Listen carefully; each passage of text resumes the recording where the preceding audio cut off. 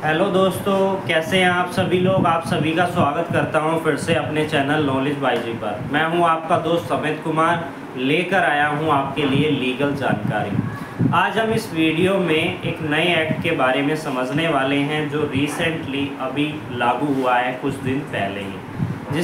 जिस एक्ट का नाम है इंडियन पोस्ट ऑफिस एक्ट 2023। अब इसके संबंध में कुछ ऐसी जानकारी है जो आप सभी लीगल स्टूडेंट्स को पता होनी चाहिए। अगर कोई भी लीगली जानकारी चाहता है तो वो हमारी इस वीडियोस के माध्यम से हमारे साथ जुड़कर लीगल इन्फॉर्मेशन ले सकता है। इस वीडियो में हम समझेंगे कि इस एक्ट को क्यों लाया गया, क्या एम था इसको लाने का, और कौन कौन से ऐसे सेक्शंस हैं जो मेन सेक्शन है जिसमें बदलाव किए गए। इस एक्ट को लाने में उनका बहुत ही इम्पोर्टेंट रोल है।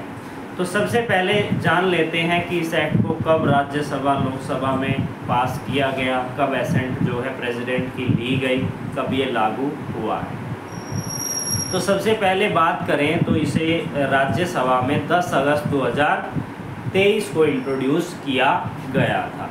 उसके बाद यहाँ पर राज्यसभा से इसे पास कर दिया गया था 4 दिसंबर 2023 को, और लोकसभा से इसे पास किया गया था 18 दिसंबर 2023 को। यानी कि 4 दिसंबर 2023 से राज्यसभा से पास किया गया और लोकसभा से पास किया गया 18 दिसंबर 2023 को। उसके बाद प्रेसिडेंट की असेंट जो है इस पर ली गई, और वो ली गई थी 24 दिसंबर 2023 को। उसके बाद इसे अभी रिसेंटली जो है लागू कर दिया गया। जैसा कि आप सभी को पता है, जब भी किसी नए बिल को लाया जाता है उसे एक्ट बनाने में ये सारे प्रोसेस होते हैं। पहले उसे राज्यसभा में इंट्रोड्यूस किया जाता है, फिर वहाँ से पास कर लोकसभा में, उसके बाद प्रेसिडेंट अपनी एसेंट दे देता है, और उसके बाद वो जो बिल है वो एक एक्ट के रूप में परिवर्तित हो जाता है। अब इस लॉ को लाने का क्या एम था, क्यों इसे लाया गया, इस पर चर्चा कर लेते हैं। जैसा कि आप सभी को पता है, समय समय पर चीज़ें जो है चेंज होती जाती हैं। जैसे आज के समय में इतनी डेवलपमेंट हो चुकी है, लेकिन जो हमारा इंडियन पोस्ट ऑफिस एक्ट था वो काफ़ी पुराना था, 125 साल पुराना 1898 का एक्ट था, जो पुराना हमारा एक्ट था। पहले के समय में केवल चिट्ठियाँ भेजी जाती थी, कम्युनिकेशन का यही एक जरिया था। चिट्ठियों को भेजकर हम बातों को जो है एक जगह से दूसरे जगह पर भेजते थे, और वहाँ से जो है किसी को चिट्ठी भेजनी होती थी तो चिट्ठी आ जाती थी पोस्ट ऑफिस की मदद से। आज के समय में जैसे जैसे डेवलपमेंट होती गई, आज के समय में प्राइवेट बहुत सी ऐसी एंटिटीज़ हैं, बहुत से ऐसे प्लेयर्स हैं, जैसे अमेज़ोन हो गया, फ्लिपकार्ट हो गया, और बहुत सी कोरियर कंपनीज़ हो गई जो इस तरीके के कार्य को करने लग गई हैं।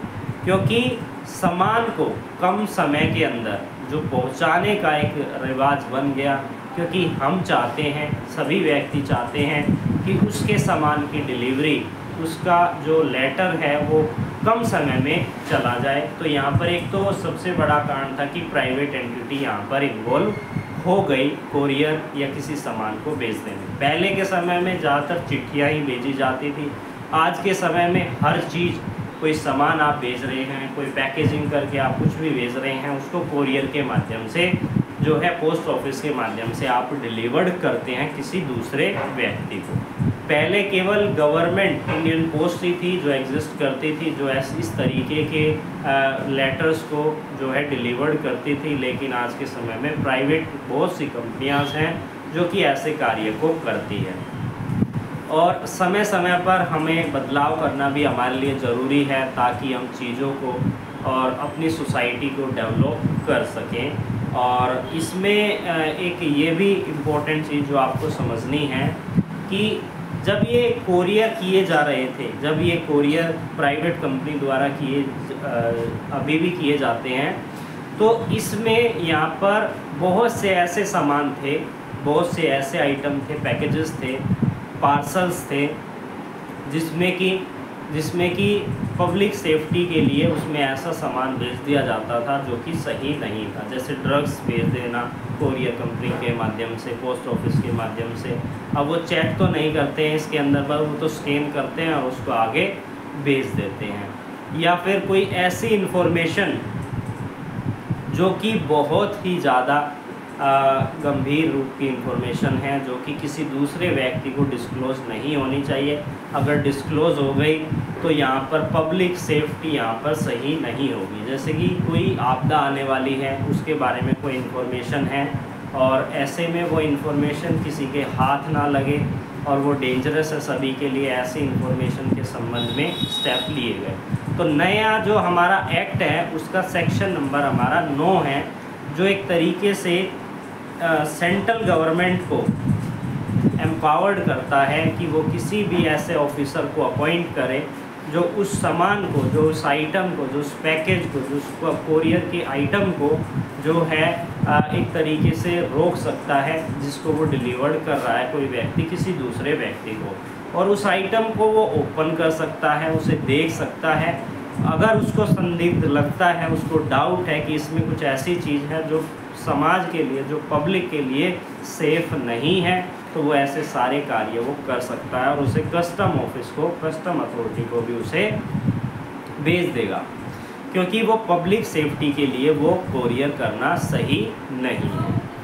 साथ ही यहाँ पर सेक्शन 10 है इसकी, जिसमें बदलाव किया गया। सेक्शन 10 जो कि एक तरीके से बात करती है कि अगर आपका कोई पैकेज है, कोई चिट्ठी है, जो किसी कारण से गुम हो गया है या ख़राब हो गया है, डैमेज हो गया है, रॉन्ग डिलीवरी हो गया है, ऐसे में पोस्ट ऑफिस की कोई जिम्मेदारी नहीं है।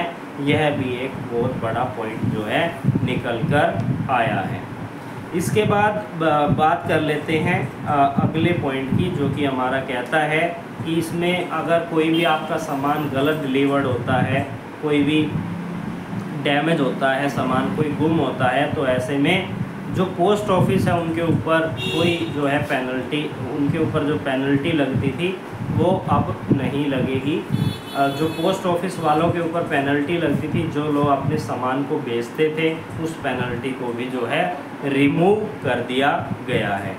और यहाँ पर एक सेक्शन नंबर 4 है, सेक्शन नंबर 4, जो कि पुराने एक्ट से काफ़ी ज़्यादा चेंज है। इसमें पुराने एक्ट में क्या कहा गया था कि केवल जो गवर्नमेंट इंडियन पोस्ट ऑफिस ही है वही सामान को कोरियर कर सकते हैं। जैसे कि सोसाइटी डेवलप होती जा रही है, अब प्राइवेट प्लेयर्स भी, प्राइवेट एंटिटीज़ भी यहाँ पर आ गई है, तो अब वो सारी प्राइवेट एंटिटीज़ भी इस तरीके के कार्य को पूरी अच्छी तरीके से कर सकती है। उसमें कोई किसी तरीके का यहाँ पर भेदभाव नहीं किया जाएगा और वो लेटर जिस तरीके से वो पोस्ट कर रहे हैं उस तरीके से वो कर सकते हैं। साथ ही यहाँ पर एक अथॉरिटी को अपॉइंट किया गया है नए एक्ट के अंदर, जो कि अगर किसी सामान का कोरियर किया जा रहा है तो उसका रेट क्या है, उसके रेट में कुछ चेंजेस लेकर आना है, ये आपकी समस्या है। कोई सर्विस है उसको आपको चेंज करवाना है, तो उसको कौन सुनेगा?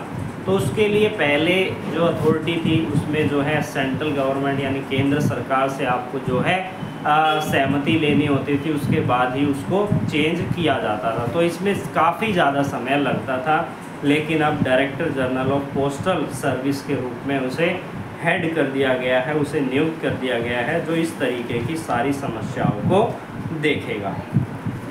अब इस एक्ट के अंदर मेन जो है वो यही है, सेक्शन 9 के अनुसार एक ऐसे ऑफिसर को अपॉइंट किया जाएगा सेंट्रल गवर्नमेंट के द्वारा, जो किसी भी ऐसे सामान को रोक सकता है, उसे ओपन कर सकता है, उसे कस्टम ऑफिस को डिलीवर कर सकता है अगर उसे लगता है कि यह सामान जो है समाज में रह रहे व्यक्तियों के लिए सेफ नहीं है।